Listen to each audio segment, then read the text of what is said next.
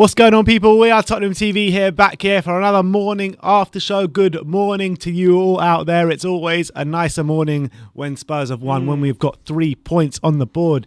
And especially with a performance like we had yesterday, which you've got to say, probably one of our best performances of the season.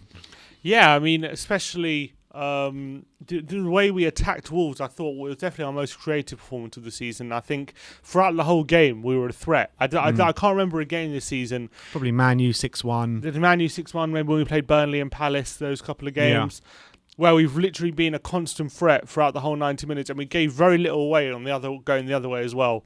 But look, it was encouraging from that sense, and it showed these players, when given license to attack, they can be they've got a lot of quality, and we knew that. But you got to take the level of opposition to account. You got to take the season, where we are in the season into account as well. What's to play for? So it's obviously you don't want to read too much into this kind of result and performance, but it was just nice. Like, it was nice to watch a game of football and enjoy it. It was a relaxing watch, wasn't it? It was, and you never felt like, as soon as you took the lead, you never felt like the result was in doubt. We would definitely deserve to take the lead in that first half, even though we had to wait right at the end. I did kind of feel at 1-0, if we didn't go on and get that second goal, anything could have happened in that game, and they could have easily come up and maybe got the equaliser. Yeah, and to be fair, I think about it now, it was... if we didn't get that second goal when we did, it might have been difficult because I felt... Well, even that first goal when we did, because that first goal was on literally the stroke of half time. Yeah, but as soon that's also true. That's also a good point. But that second goal as well, just after we scored, they were readying a change already, and then we scored. Yeah. And just after we scored, I remember Wolves had like a 5-10 minute period where they were really on top of us, creating a couple of chances. And if that was at 1-0... there's a chance it could have been a different outcome. But these are the kind of things that were going wrong under Jose, Like, we were readying a change and then the other team would go out and score. You know what I mean? It was the same thing that happened to Wolves was happening to us all season under Jose Mourinho. Yeah, and actually it happened many times under Jose where we would make a change and then about 30 seconds later we would concede. Yeah, and then the whole game plan goes out the window. Yeah, because you've made a change to impact the game, but as soon as a goal goes in straight away, it's like, well, I need to change it all up again now, and you've just made a change, so it's impossible. So I think Mourinho, on a lot of those instances, got those things wrong, I feel.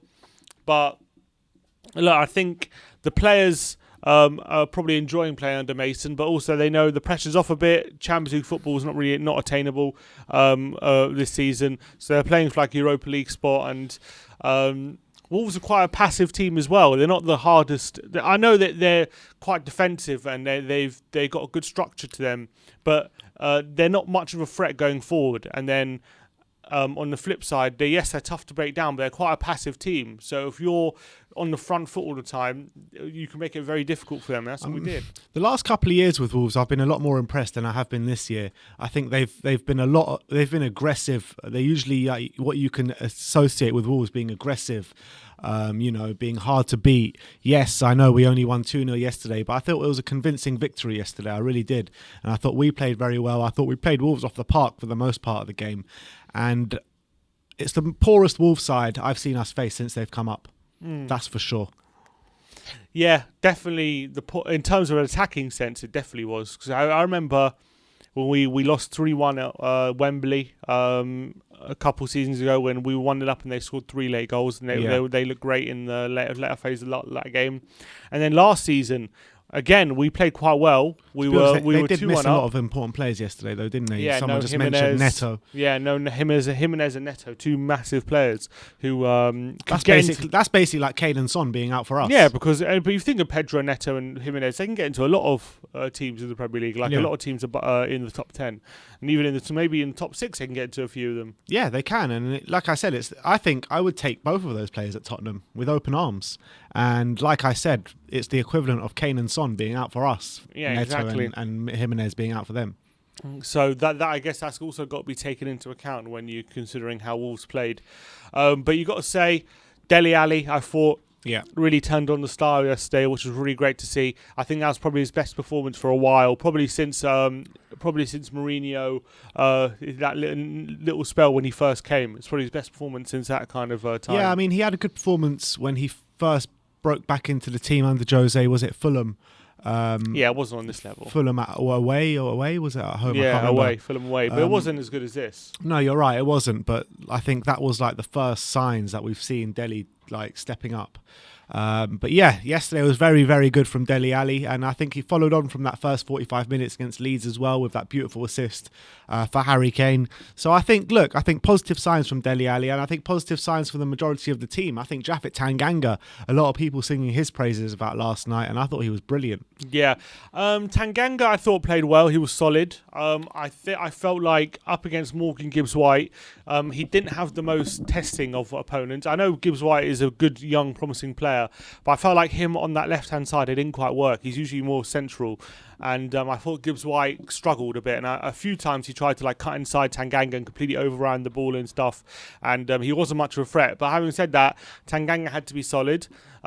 He didn't give any spare change. I thought on the ball, in tight situations, a few times he was able to wriggle away and just shield the ball and keep possession. And I felt like he didn't get forward enough, but when he did get forward, the couple of times he did, he made a positive impact. But look, I think he was good, but I don't think yesterday showed me that he's a long-term solution just yet. There was one moment, obviously, where he put in a really good cross, but other than that, he didn't really affect the final third too much. No, I agree with you. I don't think he is the long-term solution at right back. I completely agree with that, but I think that he showed yesterday that he can definitely be competent there in the Premier League. I mean, definitely great for the squad, that's for sure. And I think that he needs to be tested at centre-back, because I think that's his... When you look at him, he doesn't look completely comfortable at right-back, in my opinion. No. I don't think he does, and I think that we need to see him in centre-back. I think for next season, if we're going to play Europa League or Conference League, I'd like to see him have an extended run at centre-back in those competitions. Yeah, I agree. I think he could be a bit of a Swiss Army knife for that back four for us. I think he's clearly shown in his short time at Spurs that he can play quite well, adequately at left back, centre back, and right back. So that's a good player to have in and around the squad. And obviously, he's a Tottenham youngster. He lives and breathes Tottenham. He absolutely loves the club, so he's definitely a good player to have around, and hopefully moves on from strength to strength in the Spurs shirt. And it was another good performance yesterday. But you got to say, yes, having Tanganga in the team yesterday and no Aurier, surely that must be curtained to someone like Doherty, who. You would have thought with Aurier out injured yesterday, he would put against Wolves as well. It's obviously his old club. You would have thought, okay, this is an opportunity for Doherty under Mason. Said that. Well, I know you're saying under Mason, but we said that the last time we played Wolves, and he played and he had a shocker. Yeah, but I'm just saying under Mason, we haven't seen him play under a new manager who plays a bit more attacking, obviously who knows specifically how he would have performed, and then he would have seen this as a really good opportunity, I think. To put in a performance and maybe establish himself, but unfortunately didn't get the opportunity, and Mason didn't pick him, didn't get any minutes at all. So what does that say about where he is in the pecking order at the moment? It says a lot. It says exactly what it says on the tin. He's third in the pecking order in terms of right backs. So look, we've got a super chat here from AT saying, if Chelsea finish top four, where's it gone? If Chelsea finish top four, are 5 teams eligible for the Champions League spots? No. What us should do in the transfer window, in your opinion? He's asking what should we do in the transfer window, and he's saying Winks staying is not an option. So what? Just cancel his contract. No, if Chelsea finish top 4 and win the Champions League, that doesn't open an extra spot. It goes to coefficient. Yeah, coefficient. It's nothing to do with the league, so we're not. That won't be for us. Interesting. Talking about coefficients, with Arsenal having no European football this year, and us looks like we're going to be, if we get Europa League, it'll be the first time we are above them in the European Finally, how many years has it been? Taken a while. It's taken a while because they've been in the Europa League for the last 5 years, let's say. We've been in the Champions League for the last 5 years, including getting to a Champions League final, and we still can't overtake them. Yeah, because but to be fair, they have gone far in the Europa League every year. You also got to remember, first of all, that you got to remember they in the Champions League for so long. Yeah. So I don't know how. Well, I'm not sure if it's 5 years or 10 year the coefficient thing. I think it might be 5, but. It's taken along for the backlog to kind of swing our way, but now finally, looks like with Arsenal not getting any European football, will be above them in the coefficient. Is it irrelevant what competition we're playing in next season? Like if we're in a conference league? Yeah, I don't think it's relevant. I think if either of them, I think as long as we're playing European football, we go above them. Which actually, and also that could actually be significant because with the new Champions League formats coming out at the moment, if they go ahead as things, is there any Europa League format as well? Or is it just Champions League?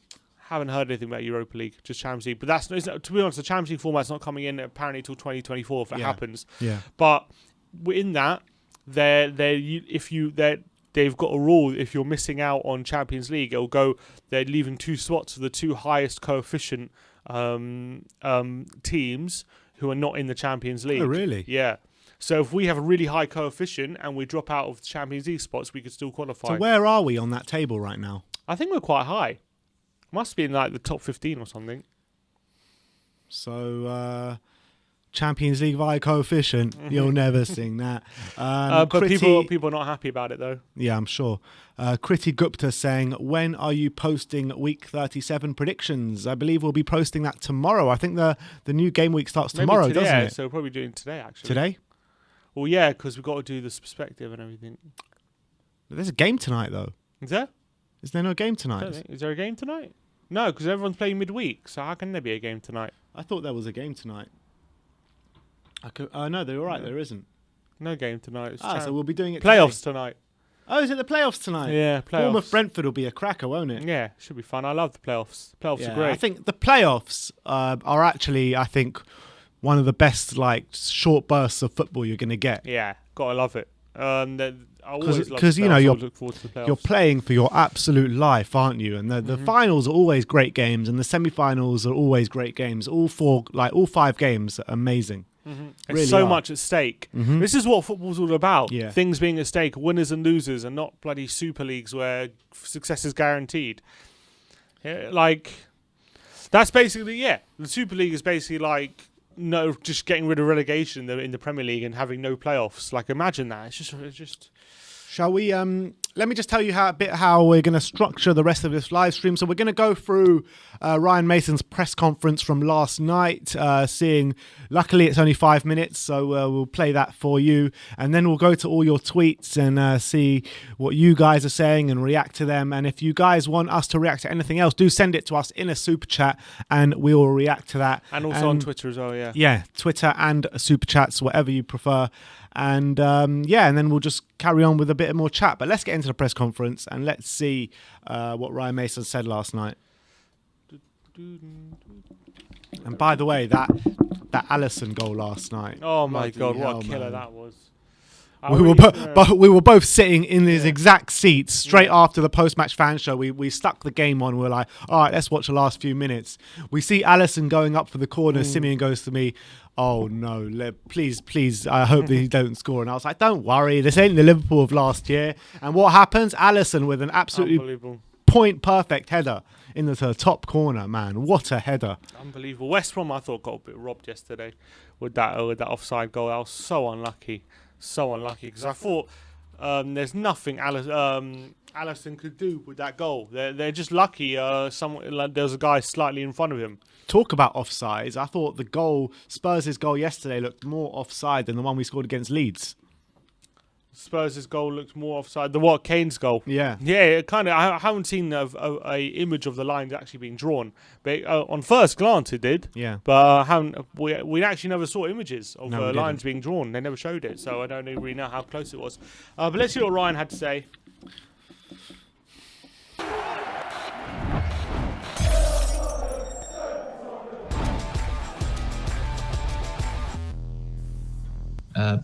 Please raise your hand. We'll try to get to as many of you as possible. Ian, I've got you up top here. So Ian Bolton to get us started. Thank you, Simon. Ryan, hello there. Good afternoon. Hello. Well played today. You scored 2 goals. You hit the post 3 times. You had other efforts that were cleared off the line. Was that exactly what you needed to see after the previous game? Yeah, we needed to see a win, first and foremost. But then also with that, how you win is important. It's important to get a certain feeling. I thought we were outstanding today. Could have and probably should have been more. We attacked well. We dominated the game. We controlled it. We also defended well when we needed to. So was a very pleasing performance. Ellie Gold. Hey there, Ryan. Congratulations on the win. Can I just ask you a bit about Dele Alli? Obviously, with more and more games and the rhythm of the games, he seems to be looking more and more like his old self. I mean, what did you make of his performance today? And also with Gareth Southgate watching on, has he got any chance of sneaking into that Euro squad, do you think? I can't speak in terms of what Gareth is thinking. I don't know regarding that. But for me, Dele was excellent. I don't really like singling out players, but it's hard not to, because I'm sure everyone felt it. He ran, he competed, he pressed, he created opportunities. I'm sure he's disappointed he didn't get a goal himself. Listen, it was an excellent number 10 performance. Really, really pleased. And going to make you single out another player in a minute. Pierre-Emile Hojbjerg, obviously known mainly as a defensive midfielder, but today he's popped up with a goal and assist. What did you think of his display today? Yeah, Pierre's had a very good season for this football club. Not too sure what he's doing in the 6-yard box, to be perfectly honest. But listen, he felt it was right, and that come from an excellent bit of play from Reggie as well. The desire to not give up, to compete for every single ball, and that's what can happen. You can create chances from that. So, very pleasing performance from Pierre. Not just his goal and his assist, but overall, I thought he helped the team. I thought everyone collectively were very good today. Okay, Jonathan Veal. Hi, Ryan. So top 6 is now in your own hands. So with 2 games left to go, does that change the dynamic or thinking of anything? No, our dynamic, our thinking all along was the next game. And that will be the case. I'm probably going to enjoy the next 20 or 30 minutes because I thought the performance deserves that. But our attention has to go on Wednesday after that. It's another big game for the club. We know that. We knew today was a big game as well. There's 3 wins in our last 4 in the Premier League. So it's nice to get that good feeling going into a crucial 5 or 6 days now. Sergio already missed out through injury today. Can you just tell us a little bit more about that? Is he going to be fit for Wednesday or? Who's that, Serge? Oh, we're not too sure with Serge. He trained all week, but he wasn't 100%. We didn't feel it was right to have a player on the pitch that wasn't 100%. He didn't either. So we're going to assess him day by day, and we'll go from there. Okay, Nick Callow. Hi there, Ryan. Can I just ask you for a quick comment on Harry Kane's performance today? I thought he was particularly outstanding. Yes, very good. I'm pleased he got a goal. I'm sure he wished he'd got more, but listen, there's so much quality within this squad. There's quality sitting on the bench as well, which is hard when you're not playing them too. They've all trained and applied themselves in a way that allowed us to perform like that today. They've all pushed each other. They've all worked each other. And I thought today, collectively, it was excellent. There were some individual moments as well. And I think more often than not, when Harry Kane plays a game of football, he produces moments. And today he did as well. Thanks. And just finally, on the right-back situation with Serge out, what was the thinking in not giving Matt Doherty a game today? Listen, like I say, there's so many players within this squad. We've got 21 outfield players training and fit that we're trying to pick from. We just felt the dynamic felt right today with a more defence-minded player in that position with their threat. But listen, it paid off today. I'm sure if we didn't win the game, it would have been a criticism of me not starting Matt. But Jaff was excellent. The team were excellent. Matt's been excellent all week. He's ready to play. He's trained very well. Mentally, he's ready. So we'll see what happens Wednesday because it's another big game and we're going to need everyone from now until the end of the season. Okay, I've got no more hands up. So thank you very much. Cheers.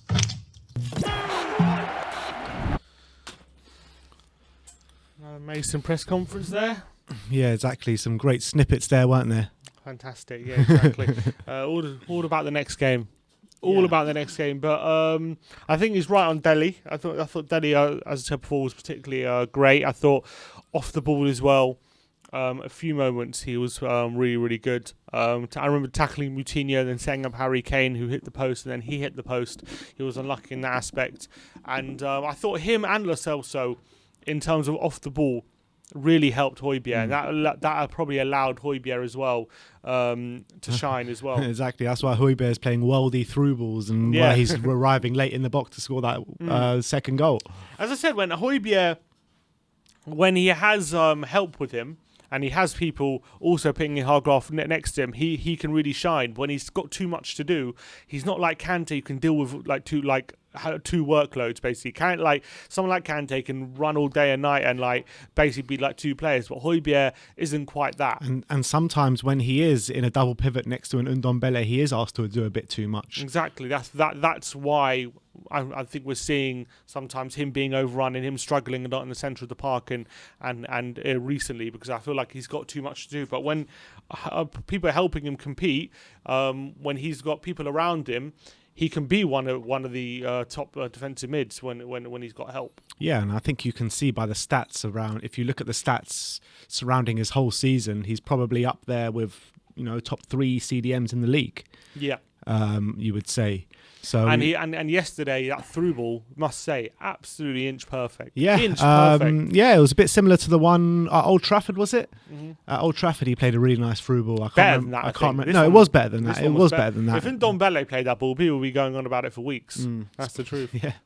But it was brilliant. It was brilliant. It was and pinpoint. You can see what's in his locker, but he doesn't produce that enough. No. Because he has it in his locker and that he can produce that. He just doesn't do it enough. I can only remember 2 or 3 times he's done that this season. Yeah, he doesn't do it often. And in fact, on the flip side, so many times he's tried to pass at that and it's been intercepted and puts us on the back foot. Like his performance against Leeds was dreadful, to be honest. And he couldn't play a pass against Leeds, and then he comes out and he makes up for it. But if he put a performance in against Leeds like he did yesterday, maybe we're talking about winning that game, getting 3 points, and maybe we're talking about a late surge for Champions League. Yeah, that's the thing. But unfortunately, that's how things play out, isn't it? But that was Mason's press conference. In terms of Dele Alli's potential England chances, if he kills it last 2 games, I can't see it, man. I can't see it. Can you? Look, it's extremely unlikely, and it would be a complete outside shot. The only way I can see it is if he was thinking of Lingard, and then Lingard hasn't really done much the past couple of games. He's been a bit obviously he's had a great unbelievable loan spell at West Ham, but the only thing I could say is Lingard's been a bit off the past couple of games. If Dele finishes strongly, maybe he might consider Dele ahead of Lingard, but other than that, he's obviously not getting in ahead of Mount, he's not getting ahead of Grealish, he's not getting in ahead of Foden. Those 3 are nailed on. If Grealish is fit. Well, he came on past couple of games. He back? Yeah, he's back, so he'll definitely go. So they did expand the squad to 26 from 23, so there may just be a spot for him, but he has to completely kill it in the last 2 games to have any chance. Well, so he needs to score 2 hat-tricks. Probably. He has to have 2 man of that performances. Because the form that all right, maybe Jesse Lingard's been quiet for the last 2 or 3 games, fine. But the form that he's been on since he's joined West Ham, you can't not take him, even if he's had a poor last 3 or 4 games of the season. No, I agree. I'm just saying the only way he has a shot is if Lingard is not quiet for the next 2 games. Is quiet for the next 2 games, and Dele has 2 man of that performances. That's the only way he has a slight chance. Even then, it's unlikely. Yeah, but I agree with that. I think he's left himself too much to do, unfortunately. Dele. Shall we look at some of the tweets coming through? Yep. Tweet us at WeAreTottenhamTV for any content or opinions you want us to react to, and we'll react to it live on the show. Who has tweeted us? Bob Spur TV. Big up Bob Spur TV. Hi guys, do you think the statement from the Supporters Trust stating they're meeting the board on Tuesday will have any effect on the protest numbers on Wednesday? Legends. There's supposed to be one by the Supporters Trust on Wednesday, yeah. Well, they never said it was a protest, did they? They haven't said it's anything. I don't know what They just said they'll have a presence there. Yeah. They said they'll have a presence. They never said that they're protesting anything. Yeah. I'm not sure what... People have assumed it's a protest. I don't know what that means, having a presence there. What, they're going to go watch the game? Yeah, I guess so. Oh, cool. Isn't that what that means? Yeah, I guess you're right. They're going to the game. We're going to have a presence at the game. Yeah, I mean, but why would they... why would they state that in a sort of like response to the board kind of thing? I don't know. Maybe they're just saying, I don't know. Because they were talking about them not having a presence at the protests, right? But in that same sentence, they're saying, but we will have a protest. We will have a presence on the 19th. So maybe it does insinuate that they are sort of doing some sort of protest. I don't know. Yeah, it's hard to say, but I feel wouldn't they be like trying to organise? Yeah, organising something or protesting. I don't know. It doesn't sound like they're protesting. It just sounds like they're going to be there, and maybe they'll have some banners in the ground or something. I don't know. I don't know if they'll actually. I don't know. It's hard to know. It's hard to know. It doesn't sound like they're organising a protest outside the ground, but I might be wrong. Are other people either way, they planning a haven't made it protest? clear what they're doing. No, which is a problem. Yeah. And that's been the whole problem all along, is the communication, first of all, the lack of communication. Like, everyone's saying, yeah, there's a protest on this day, but nobody knows what they're doing at the protest. You know, you go to a protest for these sakes, and everyone's just standing around. There's no like real plan of what people are supposed to be doing. Yeah. And that's the most frustrating thing of it all. And that's why that protest on Sunday turned into like what it turned into. Saturday, yeah. That's why it turned into what it turned into, because there's no real leadership. No one taking like the kind of reins and saying like, look, this is what we got to do. We got to march from here to here. No, everyone's standing in the same spot, hardly getting a song together. And then, you know, the thing is, I don't mind about people drinking, but at least have a purpose. I'm just saying. Have a purpose of being there. I'm not saying it's a problem drinking. I'm just saying that's what they were doing. So people just standing around drinking, and then people just kind of treated it like a Tottenham away day, basically. Yeah. And that was like what it turned into. And like, obviously, like, we could lead it, but like, we didn't want to like make the whole event about us. Like, it's about the protest. It's about the event. So like, we didn't. I don't know. I didn't feel it was right to like, you know, go in the centre and just start like trying to lead it, and then people think, oh, they're just trying to get views and stuff, because that's not what we're trying. We'll just be there to support the protest. But there was no leadership. That's the problem. I don't know who organised it. I mean, I think you know the guys who organised it, but like they can't. They didn't. There was no people kind of saying this is what we've got to do. Well, those three guys that were standing up on those steps, they were supposed to be like the kind of ringleaders, what have you, and it just wasn't happening. It just wasn't happening. And, you know, I got a few songs going right at the beginning, but I kind of lost all motivation when I saw what was going on, and like some of the songs that were coming out, you know, wishing death upon Daniel Levy. And that was awful. First of all, that I kind of fell out of it a bit because of that, and then because of, you know, singing like, then anti-Arsenal songs started coming. I'm like, what am I doing here? Seriously, what is this? Yeah, like, I'm not here to sing about Arsenal. I'm not here to sing about Soldado. I'm not here to sing about Rafa van der Vaart. I'm not here to sing about Dele Alli, Musa Sissoko. You know what I mean? I'm here for a purpose. I'm here to protest against ENIC, and that didn't seem like it was number one on everyone's agendas. The signing of Sissoko is a bloody symptom of ENIC, and we're singing about him. Exactly. Like, unbelievable. Super chat here from Darkson G21.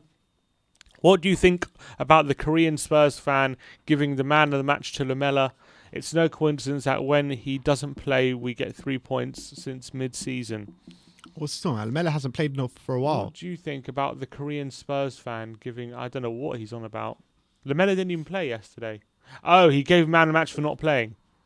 I don't know. I've got no idea what that's about. Is that true? We haven't got 3 points with Lamela playing since mid-season. With Lamela playing? Yeah. I don't know. It's no coincidence that when he doesn't play, we get 3 points since mid-season. I'm trying to think. Have we won? Well, I'll tell you. I can get out right now. I can't remember any games we have won with Lamela. I don't know. I'll tell you. He's saying Lamela starting. I guess so. So last time Lamela started was Zagreb. Oh dear. Before that was away. Oh god. Last time he started before that was Arsenal. Then before that was Zagreb at home. He didn't start against Arsenal. He came on, didn't he? Says he played 57 minutes. Yeah, because he came on early. He came on early. Okay, fine. All right. He played the majority of the game though. He started in the Zagreb 2-0 win. He started in the Wolfsberger Yeah, I mean, I might have a point. the last time he started in a win In the Premier League. was West Brom. What, 2-0? Yeah, in February, beginning of February. It's been a while. Yeah. Maybe he was man of the match yesterday. Might have a point. And before then, the last time he started in a win, oh my God, it's not even in the page. Did last season? I don't know. It didn't go that far back. Bloody hell. Well, that's a bit of an eye opener. But I think that's harsh because I think against Arsenal he was our best player, wasn't he?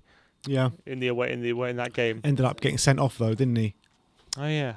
I forgot about that. I always forget. The Rabona clouds my memory of that. Tweet here from just someone with an Egyptian flag, I believe. Someone says Man U away was the last time.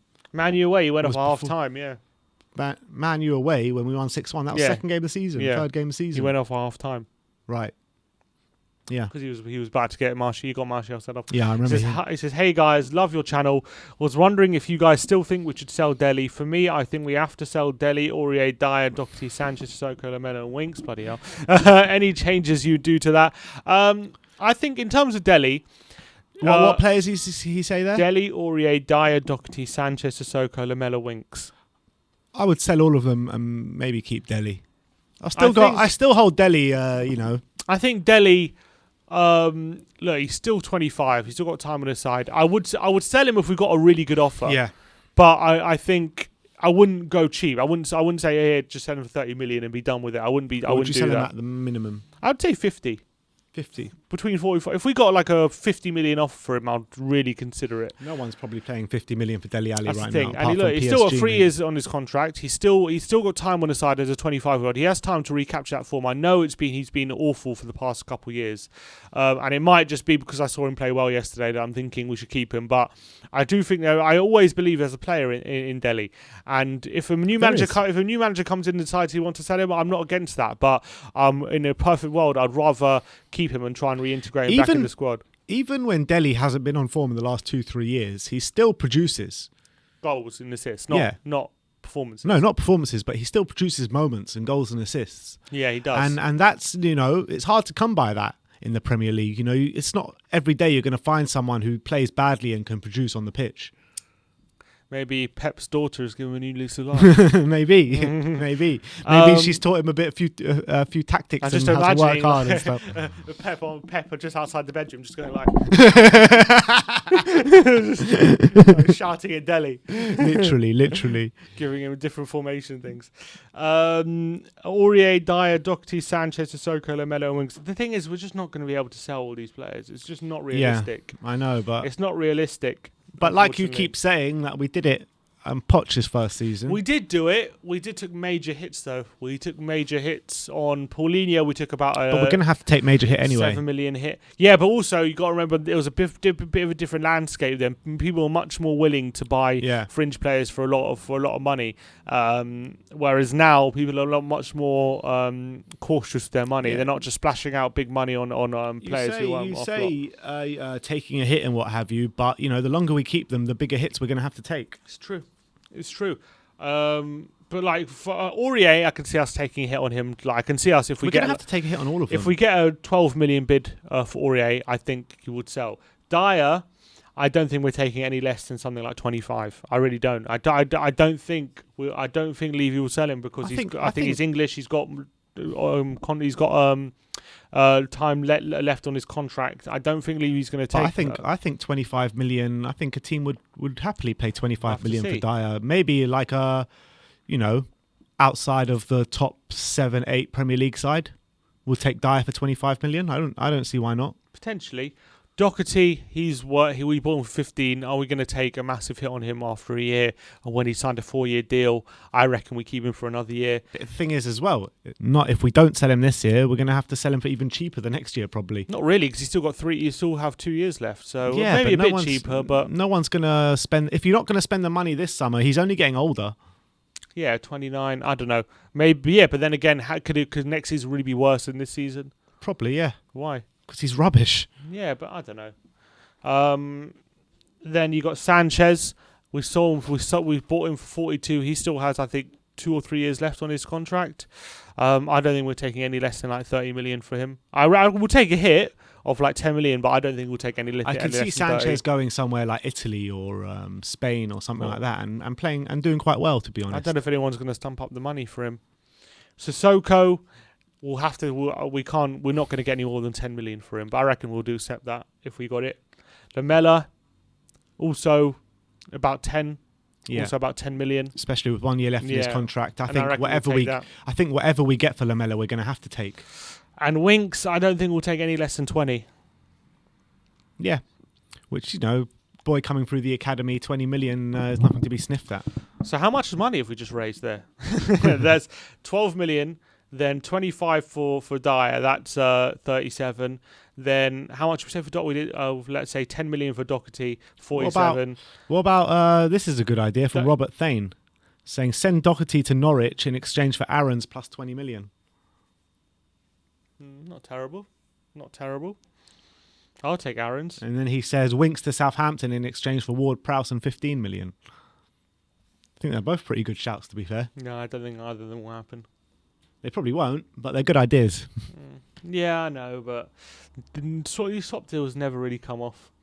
What do you mean? Berbatov for Fraser Campbell. Do you remember that one? Of course. That's like 100 million there if we sell all. What about Hojbjerg for Kyle Walker-Peters? Hojbjerg for Kyle Walker-Peters, that was one. But that was with 2 players with both with a year left on their contract. Mm-hmm. So it's rare. But that wasn't even a swap deal. It was, in essence, a swap deal, but it was actually 2 separate deals. Yeah.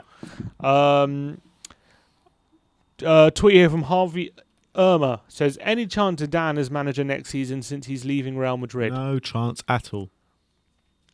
Do you want Zidane? No.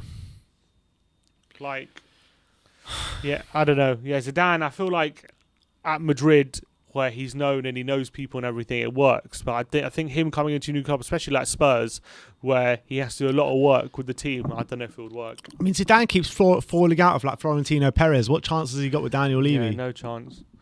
Talking Barca. Oh, I'm not going to read that. I'm not going to read his one out. Rohan Kadam says, does it not feel hopeless and helpless when Levy says something like this, like the whole direction of the club is in his hand? Hopefully he really does care for the club, and now the stadium is done, full focus will be on the footballing side. He's tweeted and he's attached an article saying, speaking to the Financial Times, Daniel Levy said the move to limit the club's debt servicing costs along with revenues from this new stadium would provide the financial headroom to compete with Europe's top clubs. He also said that building the stadium wouldn't impact our transfer dealings. He says, but he insisted there would be no change to the frugal business plan and player transfer strategy instituted during his nearly 2-year decades running the club. He says, quoting Levy, we could have easily spent more money on players. Who knows if that would have brought us more success or not. The right approach is to build from the bottom up. There is no quick fix to becoming a much more significant global club. That's depressing. Yeah. He also says, do you think the squad needs to be ripped up because the feeling of loserness among them after so many failures instead of just some minor changes like getting rid of the deadwood? Yes. Well, apart from the players I mentioned before, who else would you get rid of? I'll tell you exactly who I'd get rid of. I'll tell you exactly. All right. And you've got to remember there's going to be players that are going to leave us instead of us wanting to get rid of them as well. Who, like Kane? Yeah, like Kane, Son, Lloris. Who knows? Hugo Lloris I'd keep. Matt Doherty I'd sell. Reguilon I'd keep. Alderweireld I'd keep. Hojbjerg I'd keep. Sanchez I'd ideally sell. Son I'd keep. Winks I would sell. Bale I'd keep. Kane I would keep. Lamela I would sell. Hart, whatever. Roden I'd keep. Dyer I'd sell. Sissoko I'd sell. Lo Celso I'd keep. Ali I'd keep. Bergwijn is an interesting one. I think I'd keep him. I think I would keep him just because of his age. Aurier looks like he's going. Tanganga I'll keep. Mora. Either way, yeah. I wouldn't be too bothered with Mora either way. Yeah. Ndombele I would keep, but he really needs to step it up. Ben Davis. Probably get rid of Ben Davis, to be fair. But I think there's more pressing issues than getting rid of Davis. And yeah, that's it. Vinicius and Danny Rose can go. Yes, that's just the deadwood, isn't it? Yeah, but that's a lot of players. There's a lot of deadwood. That's 1, 2, 3, 4, 5,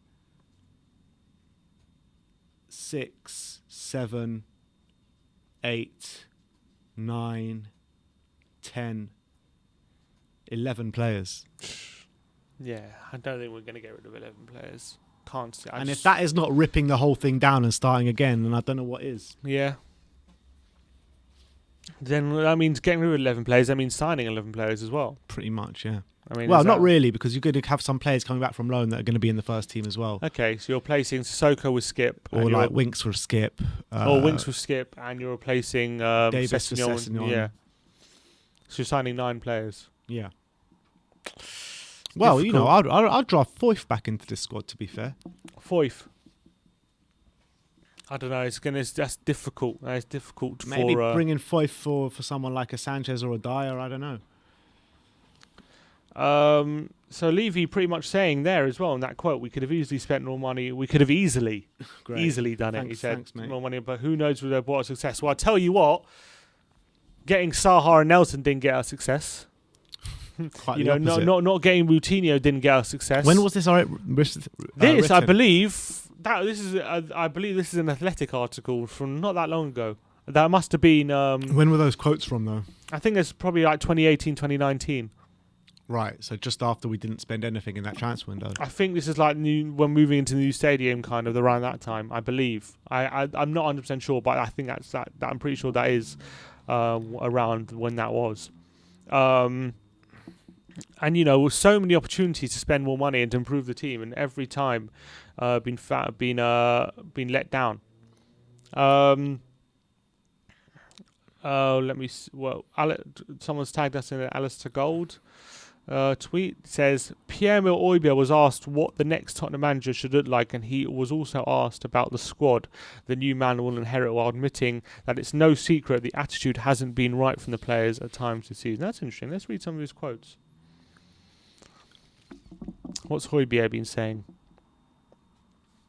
The challenge for the next manager, the Dane made it clear that he must have one thing in common with the club. So Hojbjerg said, it's a difficult question. It's not one I can answer or one I want to answer, but Tottenham is in an ambitious club and we need an ambitious coach. I totally agree with you, but for me, the most important thing for a new manager is not just the quality.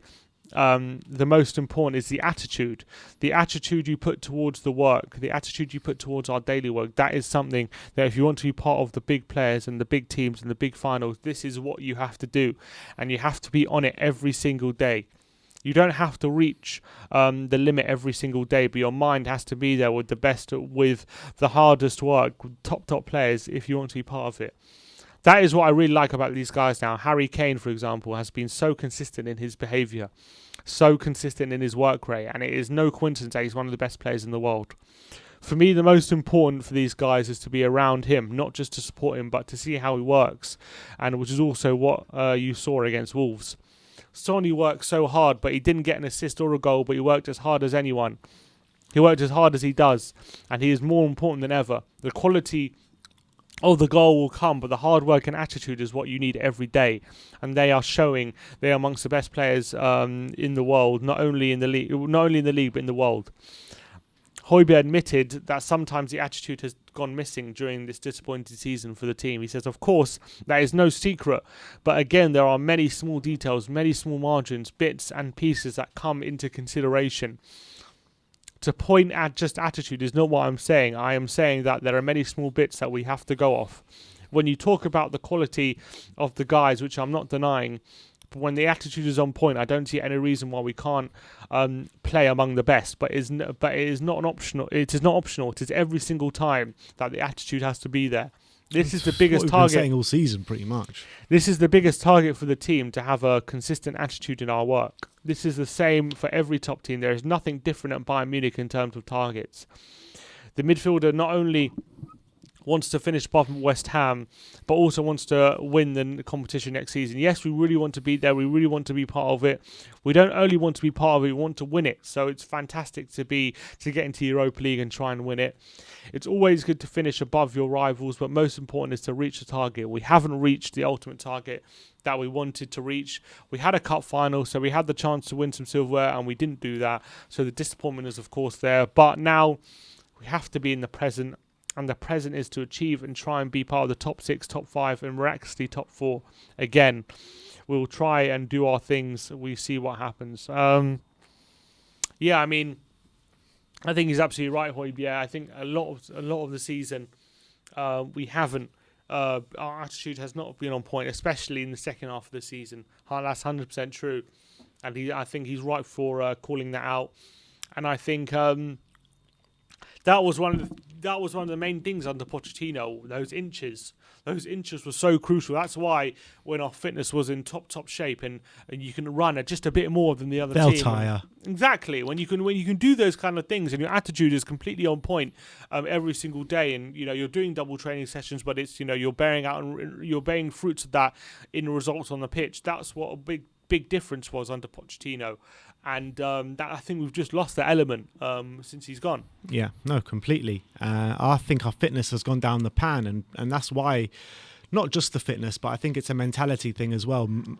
Put in with the fitness, that our fitness isn't nowhere near as good as it was under peak Pochettino, and that's why you see us conceding so many late goals this season. Yeah. And it used to be us the ones scoring the late goals, and that Bielsa Leeds team, the way they played against us last week, it really reminded me of the early Poch team.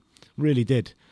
But we got a few people in the chat. Louis Beneventi. Louis. Big up Louis in the chat. He says, love this style. And we've also got Lee Gunner in the chat. And Lee Gunner says, boys, you still think Lloris is better than Alisson? I mean, whoever said Lloris is better than Alisson? No, I don't think so. I'm trying to remember if we did a combined 11, put Lloris ahead of Alisson. I Never. don't think I've ever put Lloris ahead of Alisson. Well, why don't we ask him if bloody Arteta is still better than Wenger, or Arteta's still better than Emery? He hates Wenger. No, sorry, not Wenger. He hates Arteta. I mean, but apparently Leno wants out this summer. That's who doesn't want out of Arsenal at the moment? Fair. No European football next season. That's the only team that go into the Super League that don't get punished. Yeah, exactly. Why do they miss out on punishment? Because they're not getting any UEFA revenue. That's why.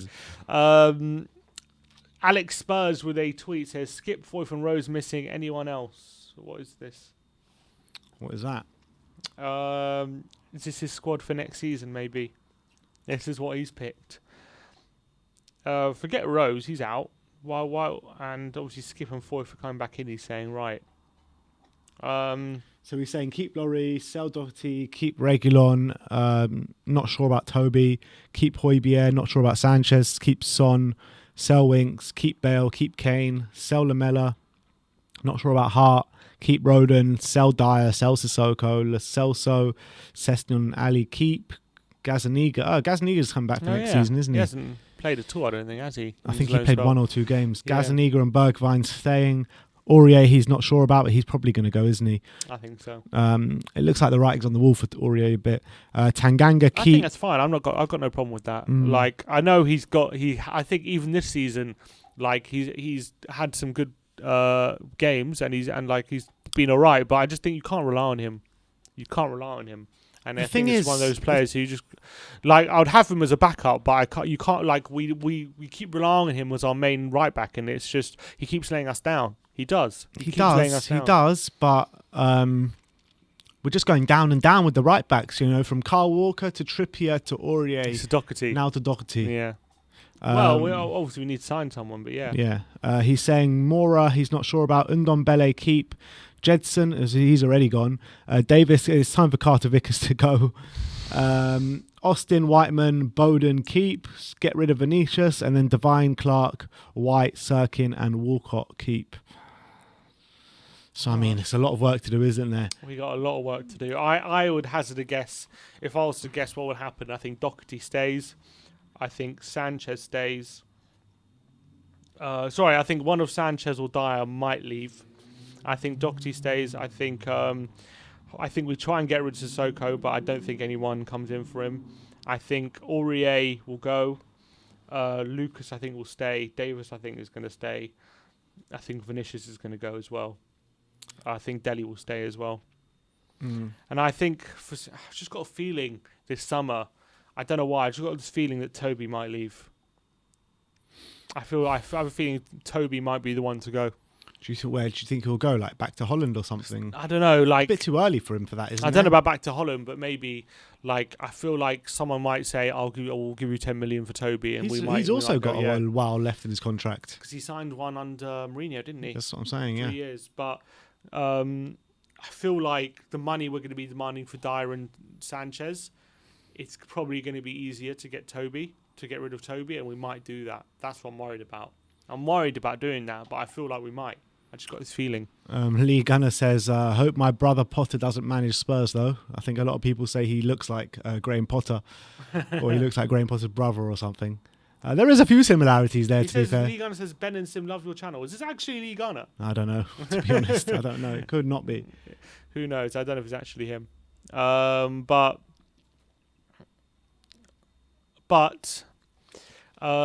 Yeah. I mean, there was some talk in today in the Telegraph saying Levy is looking at Hansi Flick. Yeah, I saw that actually. He's one that would excite me. He would, but what I don't understand, like I thought he left Bayern to go to Germany. No, he didn't.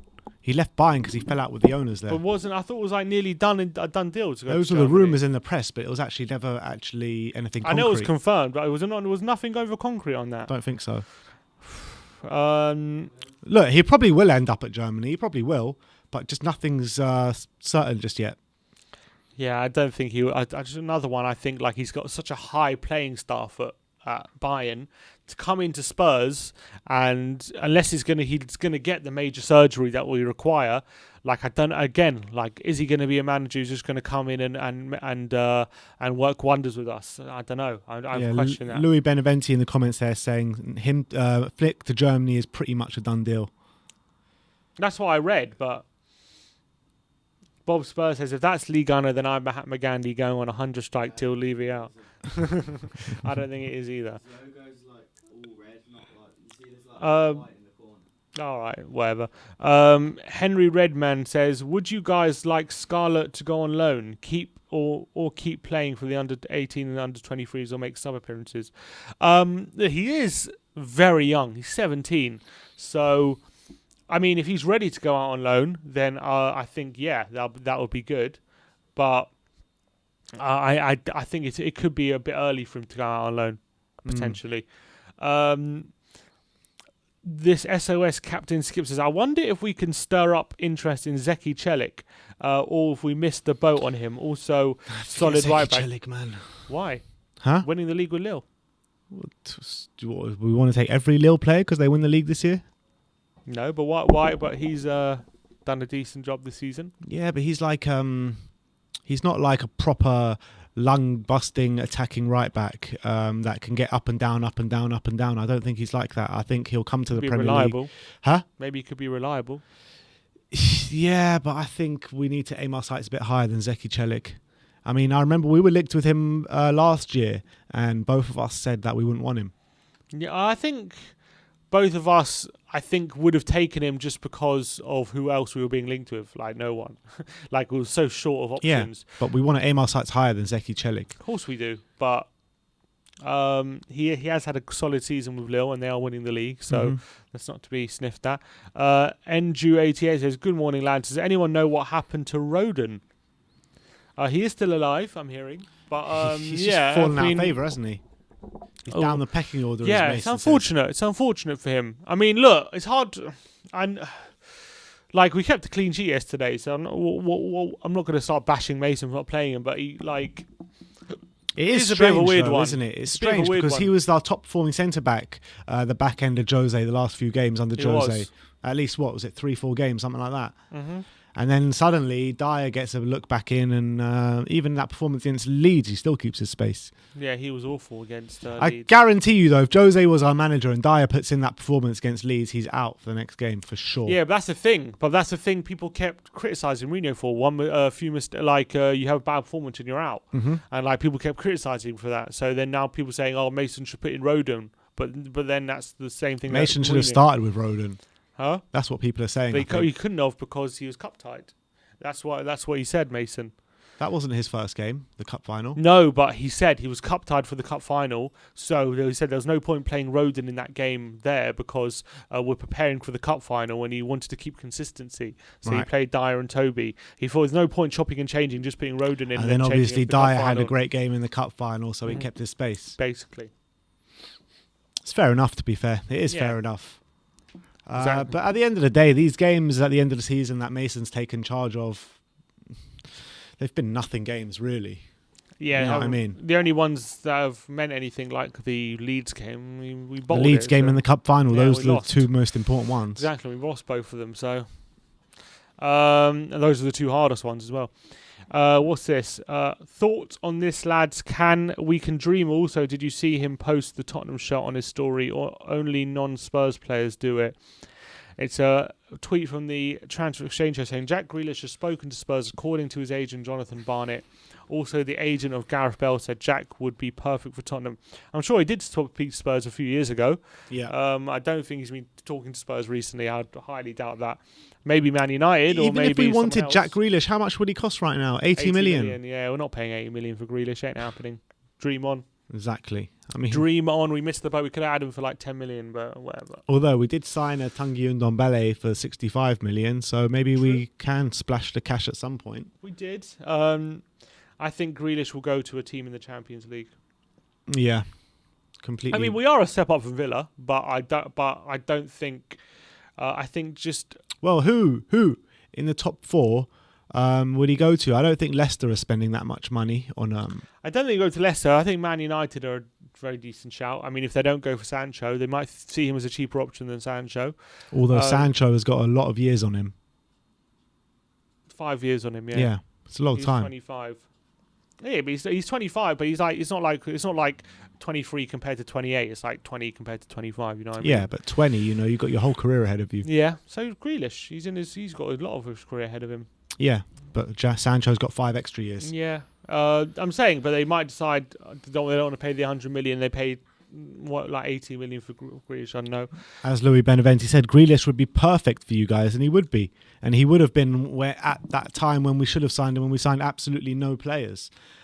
Josh Bonner. I can't see him going to Chelsea because they spent so much money on got Ziyech, Werner, Mount. What about if they were to sell Werner this summer? Havertz. They won't sell Werner. I'm just saying if they were to sell Werner. Maybe. Yeah, if they were, maybe. But Do you think Werner will come good next season? I think he's already good. I think he's already good. I just think he's had a real trouble with his finishing and composure in front of goal. But I do think he's doing well. Yeah. I think he's a good player, and you even see in the Champions League semi-final making a big difference. So clearly he's making. Do you think he just gets clowned on just because he's missed some easy chances this season? And he's cost so much money, and he fired so many goals in the Bundesliga, and he gets clowned on. Look, people got to realise that when you sign a player. Yes, obviously you're desperate for them to do well, but rival fans are desperate for them to flop. Desperate, they cling on to anything to make for the narrative to mean they're a flop.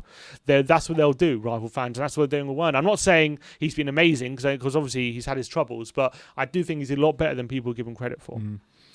Josh Bonner super chat here. Thoughts on Bissouma as another CDM for 35 to 40 million? I mean, I'd love him. Would love that. But would that stunt Skip for next season if we were to sign another CDM like that?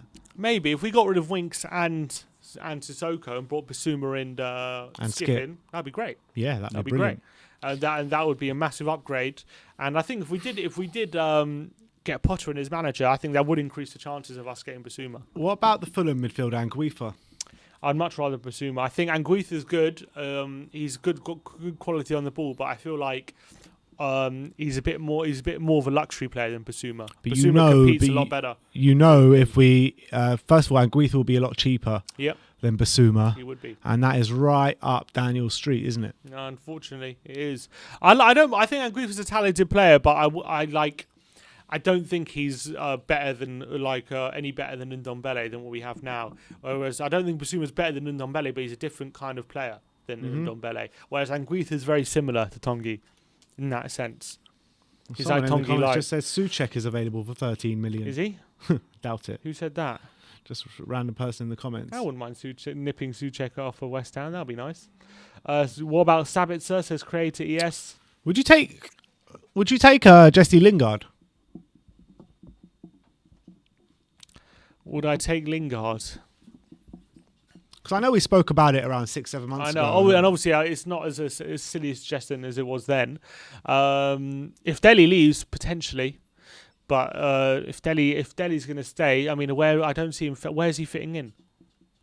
Yeah, it's a tough one. I mean, you would say he gets into the team ahead of Bergwijn. Does he get in ahead of Lucas on the and wing? Lamela? You're putting him on the wing? Maybe ahead of Bergwijn, yeah. If Bergwijn starts, but you got Son, Kane, and Bale. If Bale stays, I can't see him getting in there. Yeah, maybe not regularly, but then you got Ndombele and Lo Celso. Is he getting ahead of them? Ndombele, Lo Celso. Look, it's a squad game at the end of the day, and you've got so many games to play throughout the season. You don't have 11 players that play every single game, do you? I know, but Link, he's been on such good form. He'll probably wouldn't want to go back to that bench role or a squad role that he was at Man United. He'll want to be starting like he is at West Ham, enjoying his football. So I just don't know if we're the right place for him at his age as well. Brand new member Josh Bonner. Welcome to Silver, my friend, and welcome to the We Are Tottenham Army. Welcome, good Josh. to have you, my friend. Good to have you. Any relation to Wayne, I wonder? Probably. Wayne Bonner was at the protest. Did you meet him? I didn't meet him, unfortunately. I didn't have the pleasure. Peter Wallace says Cody for Spurs. Cody, would you take him? And again, I like Connor Cody, and I think he's a solid centre back. And if again, is he better than Eric Dyer though? Like they're similar level. Yeah, that's they're what I think. Level. That's what I think. Like Connor Cody's great for a club like Wolves. Like he's good for them. Like a Europa League level centre back for a club like Wolves is good, but Europa League level centre back for a club like Tottenham is just not all we need. Sander Berge for 13 million. That's what he's saying. Not Souček. Sander Berge. Sander Berge. I like Sander Berge. But I again, it could be a cheap deal that could pay dividends for us because I think he's done well for Sheffield United. But I'd much rather someone like Basuma, to be honest. Bob Spur TV says, would you sell Lo Celso if an offer came in of £30 million? No, not for 30. What would you sell him for? We signed him. What's for an offer? I wouldn't take a hit on him. 55, right? We signed it. Well, we spent 14 million on the loan deal, and then we spent 27 million on it's about 41 million we signed him for. So I wouldn't be taking a hit. If the offer came for 50, I would consider it, but probably go against it. If our offer came for 60, I might accept that. But the thing is, I reckon his value could skyrocket. I agree. I wouldn't sell Lo Celso right now. I wouldn't sell him. I think he's got a massive ceiling. Definitely not for 30. Yeah. Definitely not. I would not even for a second think about taking a hit on Lo Celso. I get why people are not happy with Lo Celso at the moment. I get it. Because he's not showing the kind of ability that we know he can and what he has shown at the back end of last season. But having said that, I would keep him because, the ability this guy has, he's shown it in the Premier League. He showed he can do it in the Premier League. So I think just be patient with this guy because he's got all the characteristics. Mm-hmm. He's got it all. He just needs to put his injury problems behind him. Dan with a super chat here saying, would you swap Werner and Havertz for Kane? Werner and Havertz for Kane.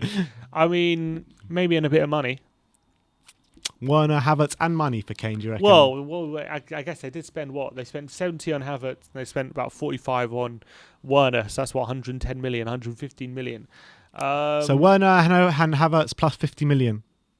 Is that what we're saying? Exactly. To be fair, look, Werner, you could do a lot worse than Werner and Havertz as replacing for Kane, to be fair. But no, I wouldn't do it. Did you see those reports coming out that Campos wants his next job to be in the Premier League? Yeah, it's a good thing we just sacked his best mate, isn't it? So I'm sure he'd love to come to Tottenham now. Yeah, but his best mate's not working anyway in the Premier League now, so Where's he going to go? Yeah, but Mourinho, he'll call out Mourinho. Lewis will call out Mourinho saying, well, Jose, they're offering me the job here. What do you reckon? Good club. And Mourinho will probably chat shit about us. And Levy's like, yeah, don't go there. Levy won't give you a penny. You have to get anyone you want. You'll try and have to get them on a free. Well, there's no Levy. Why would Levy even like employ him if he's not going to let him sign anyone? So why do you employ any director of football? Yeah, well, unless like you employ a yes man like fucking Hitchin. Adam Richards says Julian Draxler is on a free this summer. Apparently he's about to sign a new deal, I read. Right. So I doubt that's going to Any more happen. tweets to go through? Because I think we're running out of time a bit. Cactus says Kane has to leave for a trophy now. And this is tagging us on a tweet saying Jermaine Defoe today became the 87th player to have gone on to win a trophy after leaving Tottenham in the time since Tottenham last... No, it can't be true. 87? Nah, it's actually a joke.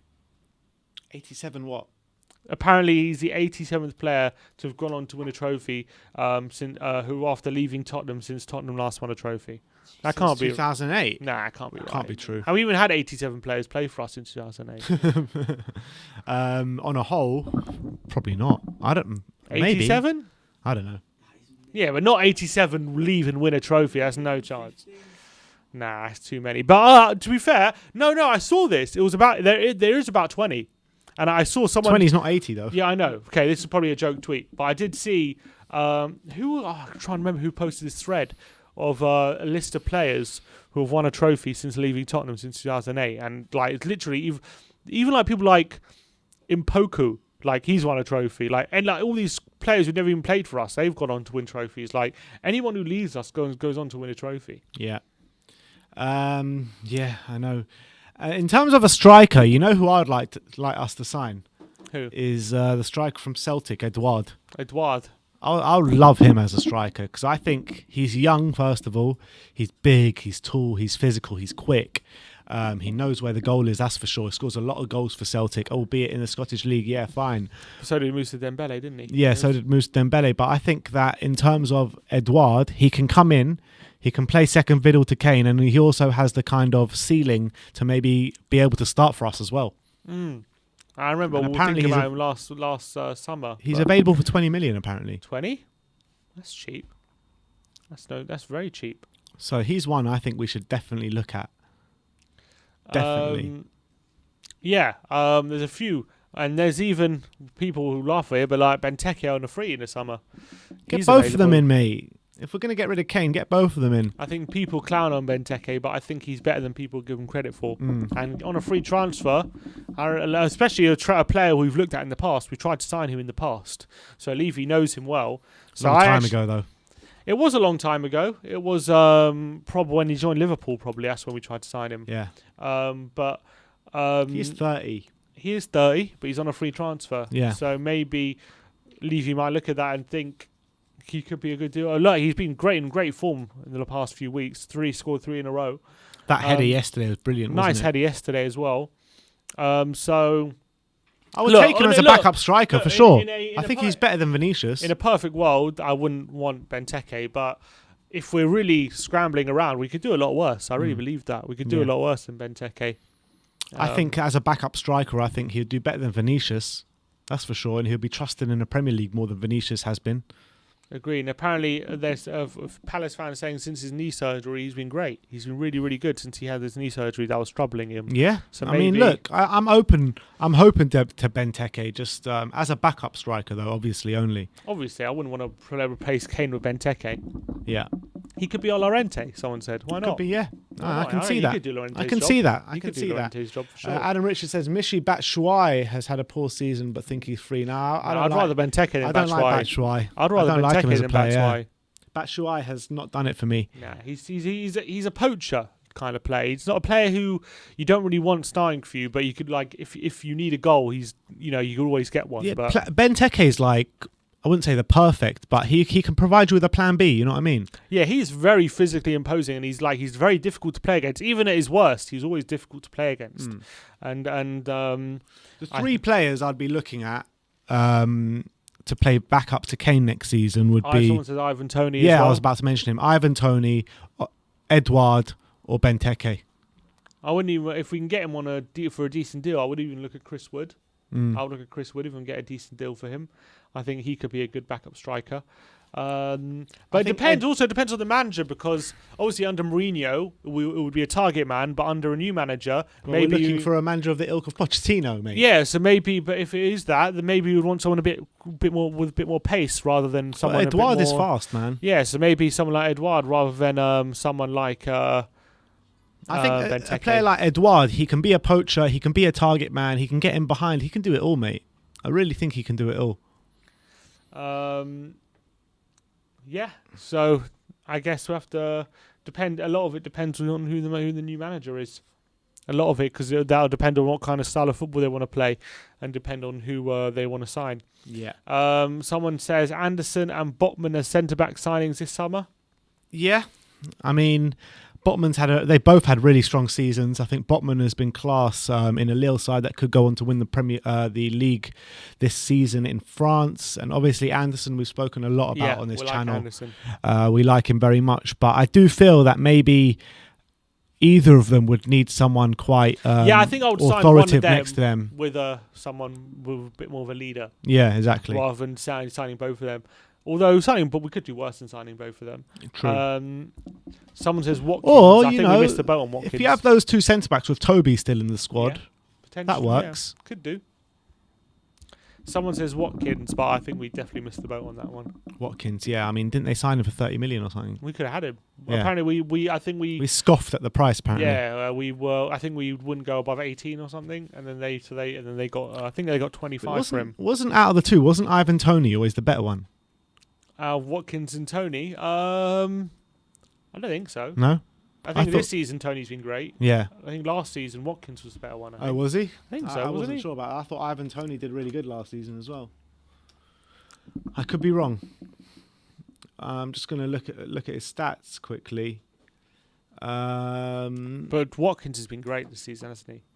Oh right, he wasn't even at Brentford. Yeah, I thought he signed this season. Yeah, I thought so. Who did they sign him from? He was at Peterborough. He scored 24 goals in 32 games last season. And he's been killing it this year. Yeah, 31 goals in 45 games. Wow, there you go. I'll take Toney for sure. But Watkins has really killed it this year in the Premier League. He's done so well in his first season. And he's another one we missed out on. For sure, because we went for Vinicius. Look, we can go through every big player in the bloody world. Saint Maximin. I would love Saint Maximin. I think it's quality. I really do. But I would sign Saint Maximin if we're selling Lucas. I would sign Saint Maximin. Yeah. Or imagine Saint Maximin and Lucas both in the team. No one will be able to get the ball. We would also have no end product as well. All right. Is there any more tweets to go through? No, that's it. That is it. There's a lot of players on free transfers this summer, but also a lot of these players are on massive wages. You know, Sergio Ramos, Lionel Messi. Yeah, let's get them both. Sergio Aguero. You know, all these players. Aguero's apparently about to go to Barca. Wijnaldum's going to go to Barca, apparently. Is he? That's what they're saying. Donnarumma, Draxler, Batshuayi, Walcott, Javi Martinez, Juan Mata, Van Aanholt, Fernandinho. Well, he's signing a new contract. David Luiz. Cavani. Cavani's already signed, I think. Yeah.